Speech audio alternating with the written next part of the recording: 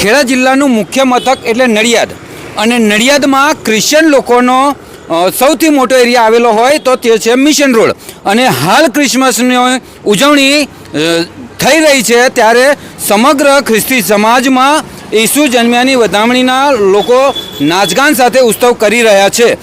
પાછલા સમયોમાં જોઈએ તો નડિયાદના ધારાસભ્ય પંકજ દેસાઈ દ્વારા સફાઈ અભિયાન હાથ ધરવામાં આવ્યું હતું અને તેઓના સોશિયલ મીડિયામાં તમે જોશો તો સફાઈની